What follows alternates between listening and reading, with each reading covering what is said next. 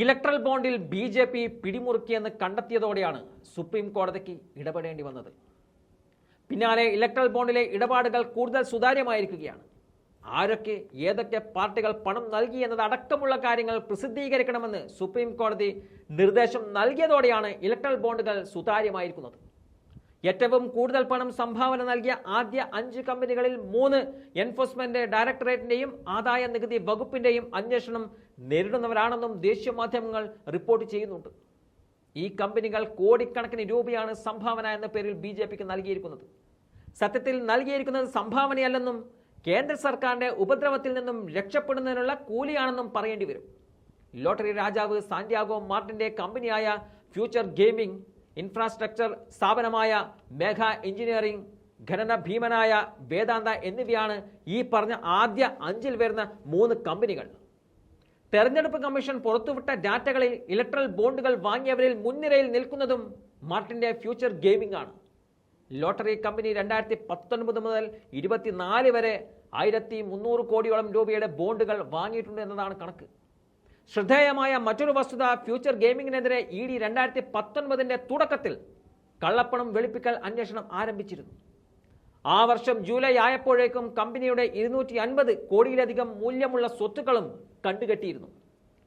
2022 April 2 കേസിൽ 409.92 കോടി രൂപയുടെ സ്വത്തുക്കൾ ED കണ്ടുകെട്ടുകയും ചെയ്തിട്ടുണ്ട്.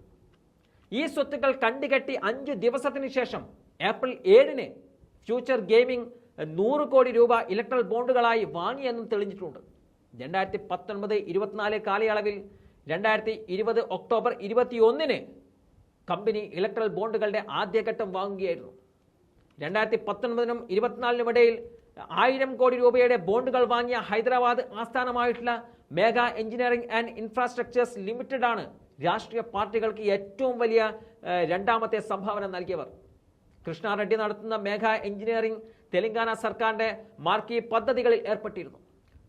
2019 ഒക്ടോബറിൽ ആദായ നികുതി വകുപ്പ് കമ്പനിയുടെ ഓഫീസുകളിൽ റെയ്ഡ് നടത്തിയിരുന്നു. ഇതേ തുടർന്നാണ് എൻഫോഴ്സ്മെന്റ് ഡയറക്ടറേറ്റും അന്വേഷണം ആരംഭിച്ചത്. ആകസ്മികമായി ആ വർഷം ഏപ്രിൽ 12 ഈ 50 കോടി രൂപയുടെ ബോണ്ടുകൾ വാങ്ങുകയായിരുന്നു. അനിൽ അഗർവാളിന്റെ വേദാന്ത ഗ്രൂപ്പിലേക്ക് വന്നാൽ 376 കോടി രൂപയുടെ ബോണ്ടുകൾ വാങ്ങിയ 5ാമത്തെ വലിയ ദാതാക്കളാണവർ. ആദ്യ ഗഡു 2019 ഏപ്രിലാണ് വാങ്ങിയത്. 2018 മധ്യത്തിൽ ചില ചൈനീസ് പൗരന്മാർക്ക് നിയമങ്ങൾ വളച്ചൊടിച്ച് വിസ നൽകിയ കൈക്കൂലി കേസിൽ വേദാന്ത ഗ്രൂപ്പിന്റെ പങ്കാളിത്തവുമായി ബന്ധപ്പെട്ട തെളിവുകൾ കൈവശമുണ്ടെന്ന് ED അവകാശപ്പെടുകയായിരുന്നു. 2022 അഴിമതി കേസായി വിവർത്തനം ചെയ്യപ്പെട്ടതിനെ തുടർന്ന് ED കള്ളപ്പണം വെളുപ്പിക്കൽ അന്വേഷണം ആരംഭിച്ചു.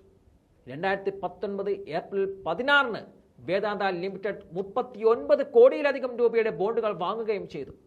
അടുത്ത 4 വർഷത്തിനുള്ളിൽ മഹാമാരി സംഭവിച്ച 2020 ഒഴികെ 2023 നവംബർ വരെ വേദാന്ത വാങ്ങിയ ബോണ്ടുകളുടെ മൂല്യം 376 കോടി രൂപയാണ്. ഈ കമ്പനികളെല്ലാം തന്നെ കൂടുതൽ സംഭാവന നൽകിയിരിക്കുന്നത് ബി.ജെ.പിക്കാണ്. ED അടക്കം അന്വേഷണം വ്യാപിപ്പിക്കുമെന്ന് ഉറപ്പിച്ചതോടെ സംഭാവന നൽകി ഇവർ തടി ഊരുകയായിരുന്നുവെന്നതാണ് സത്യം.